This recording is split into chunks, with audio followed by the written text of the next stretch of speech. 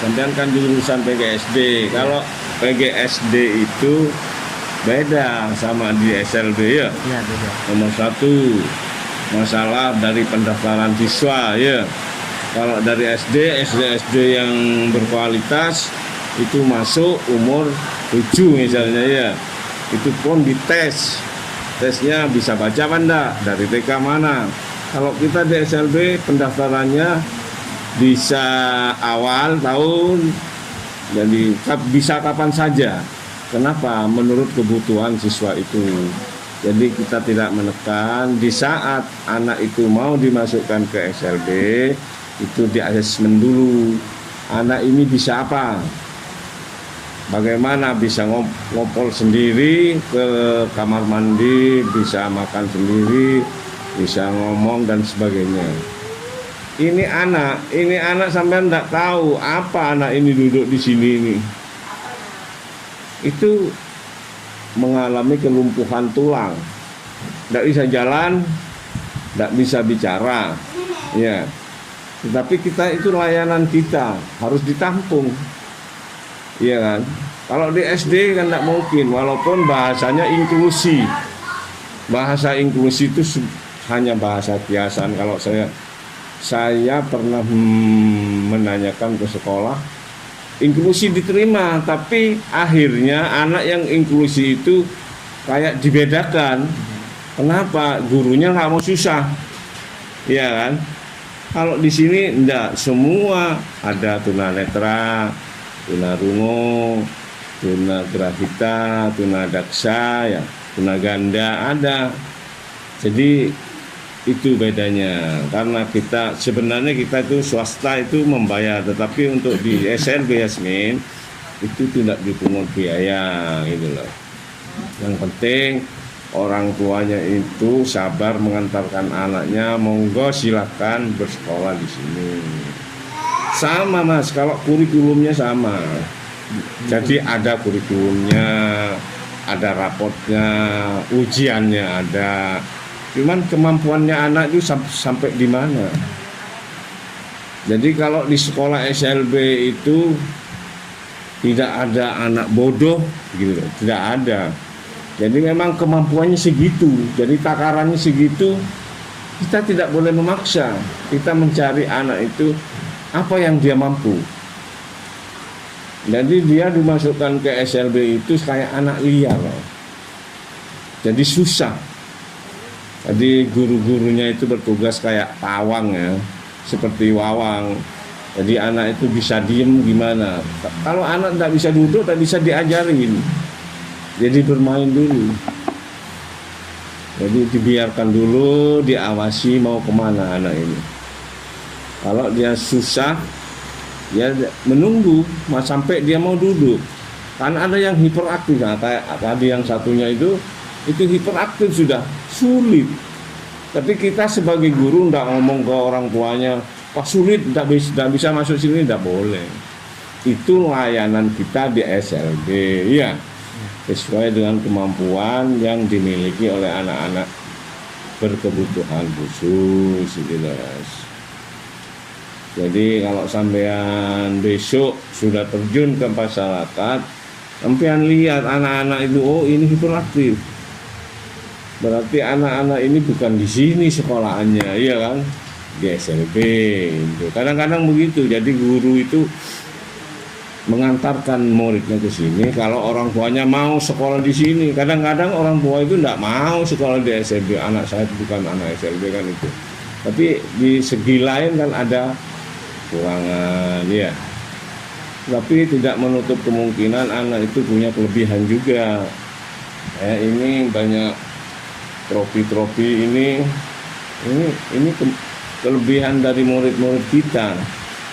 Ada yang favorit kacang tebing itu ada. Jadi tidak semua anak itu dianggap itu berkaitan bodoh dan sebagainya tidak. Jadi guru di sini tidak menyinggung perasaan murid, ya. Kamu bodoh, goblok, tidak boleh.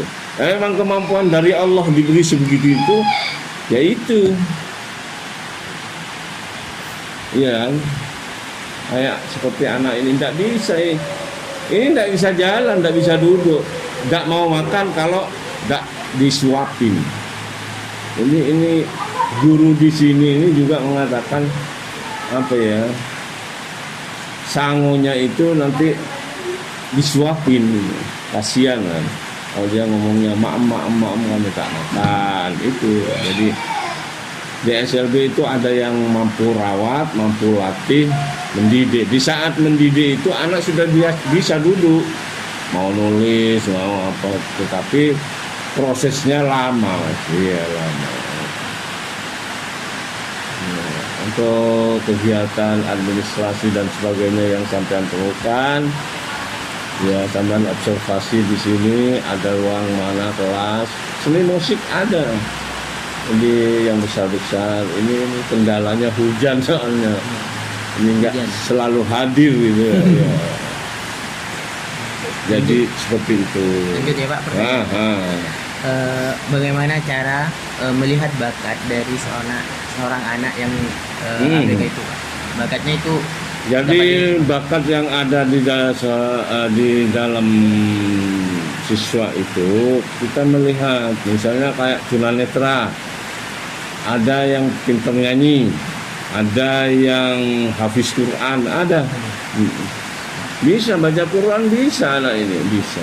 Jadi kita arahkan, kita mengundang pelatih atau apa guru khusus mas, misalnya guru nyanyi, guru tari, ya, terus keterampilan apa yang dimau anak itu kita melihat, bukan menyuruh ini harus kerjakan seperti itu, tidak mau, artinya dia tidak suka, tidak senang.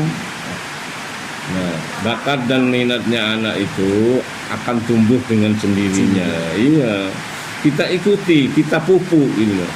Jadi tidak kamu harus begini, enggak. Jadi ikutin, saya ikutin. Baca puisi, menyanyi, ada yang membuat barang bekas gitu, dari barang-barang bekas, dari aqua, buat bunga dan sebagainya. Iya, yang mungkin ya anak-anak yang normal belum tentu bisa juga. Iya, jadi di situ jangan menganggap bahwa anak berkebutuhan khusus itu anak yang sudah tidak bisa apa-apa, jangan. Kadang IQ-nya itu lebih tinggi dari anak normal. Dia justru ada seperti itu. Saya memang melihat kemarin anak tunanetra itu dia hafiz Quran, satu Al-Quran 30 juz dia hafal. Iya. Jadi misalnya saya membaca Bismillahirrahmanirrahim, Alhamdulillah, coba teruskan, diteruskan sampai selesai. Jadi surat Ar-Rahman dia hafal. Itu yang memang di luar kemampuan kita gitu loh. Jadi kalau sampean sudah terjun ke masyarakat ya seperti itu. Saya pernah dikritik, tidak ada anak-anak itu bodoh Pak, tidak ada. Bagus, memang betul saya. Jadi kemampuan anak-anak di SLB itu memang di segitu takarannya. Bagaimana Pak untuk mengukur? Ya kalau 1 sampai 10 menghitung, dia bisanya begitu. Ke atasnya tidak bisa. Ya itu sudah Mas. Jadi mentok seperti itu. Jadi sampean kasih sampai 100 tidak bisa. Berapa tahun diajarkan tidak bisa. Jadi kemampuan anak itu memang segitu takarannya begitu. Dipaksa begini tidak bisa. Jadi kalau anak-anak yang kecil-kecil ini seperti ini tidak bisa langsung diajarin, ayo nulis duduk, tidak bisa. Belum bisa dididik yang benar gitu ya. Bukan yang benar ya, yang artinya untuk menulis, membaca dan menghitung itu memerlukan waktu yang prosesnya agak lama. Kadang-kadang orang tua kan inginnya, Pak, anak saya ingin baca. Oke, silakan, tak apa. Kalau kemauannya, tapi Bu, prosesnya memang pelan. Jadi tidak seperti anak normal seperti biasanya itu. Kalau di SD normal, SD yang favorit, kan tesannya harus bisa baca. IPK ini itu. Kalau di sini tidak seperti itu. Jadi saya mengadakan asesmen itu nanya ke orang tua, anaknya bisa apa? di rumah bagaimana? Saya kemarin menerima anak baru tunarungu, tidak bisa bicara, nangis terus Mas. Jadi begitu masuk, tutup semua, tutup. Ini jongkok semua. Biasa ya Mas. Akhirnya juga mungkin nangis biasa, itu sudah nangis biasa. Saya biarkan nangis. Akhirnya ya diem melihat teman-temannya kan bermain. Cuma sebagai seorang guru kalau di sini itu bermata banyak, jadi tidak boleh teledor bawa anak itu. Mau kemana anak ini? Kadang naik pagar lari, iya, walaupun dikunci. Karena dia di rumahnya ditutup rumahnya, kayak orang apa ya? Biasanya di sini saya lepas dan tidak boleh ditungguin orang tua, tidak mandiri kan. Jadi kalau sampean melihat kenapa kadang-kadang banyak orang tua yang ngantar itu, saya enggak boleh. Gitu. Lanjut ya Pak. Iya. Apa saja kebutuhan pendidikan bagi ABK di sini Pak? Kebutuhannya itu. Kalau kebutuhan itu sebagai sekolah untuk anak ABK itu banyak sekali Mas. Jadi sarana prasarana, ruang keterampilan, ruang tata boga, gitu. Terus ruang kesenian, sehingga anak-anak itu merasa gembira untuk sekolah, bukan tekanan. Iya. Dan itu harus dilaksanakan oleh setiap guru. Jadi anak itu tidak boleh dipaksa, dijejelin, ini harus dimakan, ini harus tidak. Jadi apa yang mau anak makan, apa yang mau anak cerna, ya begitu itu. Iya, jadi tidak dipaksa harus begini, tidak. Oleh sebab itu kalau anak seperti ini kan banyak kekurangannya, jadi sarana prasarananya harus lebih lengkap lagi. Yes. Terus apa saja program dalam kegiatan mengajar ABK di sini? Sama, sebenarnya programnya itu kayak ini kurikulumnya ada. Kurikulum SLB Yasmin itu yang tanda tangan dari provinsi Mas.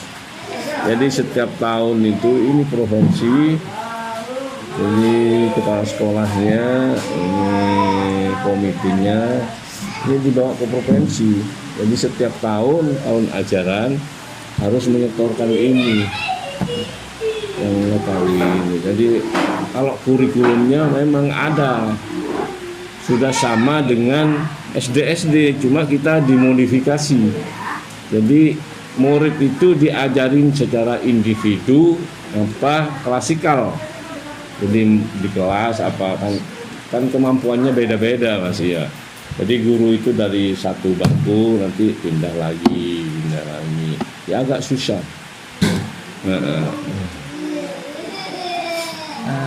Cara mengatur pola pembelajaran di masa pandemi itu di sini gimana Pak?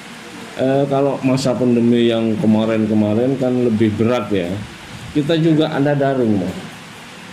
Jadi membuat bagi anak-anak yang mampu mempunyai HP itu daring. Jadi kita kan sudah memang tidak boleh masuk, apalagi kita kalau sekarang ini mungkin melihat di SD dan SMP itu sudah di lockdown ya sebenarnya, tidak masuk. Jadi akhirnya orang tua itu walaupun kita kan tidak ikut kabupaten Mas, kita kan provinsi. Kalau SLB, SMA, SMK itu provinsi Surabaya. Jadi karena mungkin di sini melihat SD kok libur lockdown, jadi murid-murid dan orang tuanya itu ngikutin juga gitu, walaupun tidak ada anunya. Ya kita tidak bisa melarang Mas, karena ada apa-apa juga tanggungan orang tua ya. Iya. Jadi yang mau masuk ini kayaknya kita itu memberikan layanan yang istimewa, memang istimewa, harus istimewa sekolah-sekolah seperti di SLB ini. Ini kalau sampean besok terjun walaupun di SD. Sampean melihat anak ini begini ya. Dudukkan di depan, yang nakal itu bukan di depan. Jadi jangan duduk di belakang, nggak boleh. Artinya biar sampean itu nggak ruwet. Iya. Mudah. Ya, mudah ditangani. Mudah ditangani anak itu gitu. Jadi seperti itu. Kan di SD itu Pak gak ada yang udah kelas 5 itu masih kurang fasih dalam membaca, bahkan tidak bisa. Iya, itu sebenarnya seperti itu. Sekarang yang disalahkan itu apa gurunya, apa siswanya gitu. Permasalahannya di situ, tetapi tidak pernah dibahas di dalam sekolah itu karena berebut murid. Iya, betul Pak. Untuk dapodik kan itulah, ya. Iya. Itu terjadi di sekolah, apalagi sekolah pedalaman. Iya, jadi bersaing dengan pesantren. Dikasih seragam. Iya, dikasih. Di sini pun seperti itu. Jadi kalau saya dulu, saya kan jadi kepala sekolah di sini dulu karena saya sekarang sudah mau pensiun dan mengundurkan diri. Yang kemarin itu anak saya. Gitu. Jadi di saat seperti ini. Ya tidak semudah itu. Apa sampean cuma ke Yasmin saja, enggak ke SLB lain? Enggak ya? Enggak. Tugasnya masih. Ya sampaikan kepada Pak gurunya, Pak dosen bahwa keadaan di SLB itu ya tidak seperti di SD. Jadi tidak ada penolakan, tidak ada begini, tidak. Pada satu saat kita menerima murid yang memang membutuhkan kita, layanan kita, dan kita tidak boleh menolak dalam bentuk apapun. Iya Mas, kalau kita misalnya tidak nerima anak ini kenapa, terus yang dicari siapa, padahal ini sudah layanan kita itu. Jadi begitu. Jadi semampu kita harus laksanakan kepada guru-guru. Memang ngemong bahasanya. Kalau masih kecil kita ngemong. Iya. Lanjut ya Pak. Lanjut. Kendalanya dalam menciptakan pendidikan di sini Pak. Kendala kalau di SLB itu murid memang. Jadi cuman saya itu tidak memberi beban kepada guru untuk mencari murid. Kalau mungkin di SLB lain harus mencari murid, harus begini, saya jangan. Dan jangan takut kehilangan siswa. Tidak apa-apa, siswa boleh memilih, orang tua boleh memilih mau sekolah SLB yang mana, silakan. Jadi kita jangan takut kehilangan siswa, tetapi kita harus mendidik siswa-siswa yang ada sesuai dengan kebutuhan mereka dan orang tuanya. Iya, hanya begitu. Kendalanya itu seperti itu. Saya katakan setiap orang tua dikatakan bahwa ibu yang sabar. Ibu harus tugasnya mengantarkan ke sekolah aja. Di saat anak ada di sekolah, ibu tidak usah berpikir yang macam-macam. Serahkan kepada Allah bahwa guru kita itu mampu untuk memberikan pembelajaran kepada anak itu. Dan tidak boleh dipukul Mas, anak-anak SLB itu jangan dipukul, jangan dimarahin, tidak masuk. Kalau sudah itu tidak mau sekolah.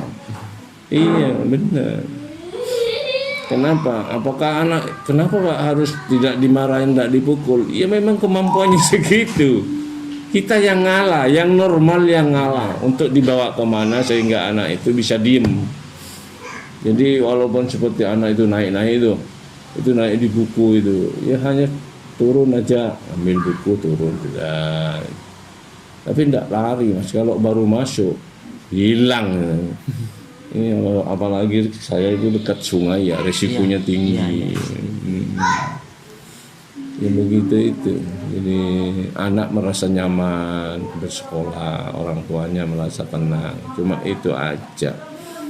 Jadi kalau di SD beda, memang beda. Cuma perlu diketahui hal semacam itu. Kan sekarang banyak guru SD, gurunya mukul siswanya, enggak perlu. Dan tapi anak itu jangan dilepas begitu saja, karena tingkah laku anak itu akan berkembang dengan ada zaman anak SLB aja pegang HP, apalagi anak normal, ya kan? Iya. Itu sekarang begitu. Ada masalah juga mas, kadang-kadang anak sama-sama SLB-nya ngirim gambar-gambar yang tidak perlu dilihat oleh anak-anak. Ada ini laporan kepala sekolah, ini Pak dikirimi ini gambar begini, ini coba tolong dihapus, didatangi. Jadi saya sarankan memang jangan pegang HP Bu, itu karena HP itu memang rawan, disangkanya gurunya yang membiarkan hal semacam itu. Jadi kita ya, kendalanya ya harus orang tua itu bisa mengerti bahwa anak saya itu begini loh, mengakui anak itu anaknya dokter mas, yang ini lah, Dokter Anis, kepala puskesmas Pasong-Song. Iya, dia tidak menuntut banyak. Saya Pak ingin anak saya bisa berdiri, bisa jalan, itu bisa berdiri tuh, tapi tidak bisa jalan. Kalau dia bisa jalan, semua dirusak-rusak. Nah, iya, ini dilatih untuk berdiri. Dulu ndak mau, mas duduk aja di bawah. Ya apa, hatinya kita itu gimana? Seandainya kita punya anak atau saudara, mudah-mudahan tidak seperti itu kan ini. Iya. Ada yang takut guru-gurunya, Pak hamil. Apakah saya jangan berpikiran seperti itu. Ini semua dari Allah. Jadi ayo kita jalani bismillah. Anak bisa ya, kalau kita mengatakan anak menuju normal iya, tapi anak menjadi normal sulit mas. Iya sulit. Bisa dalam jangka panjang. Kalau seperti tunanetra bisa. Begitu. Jadi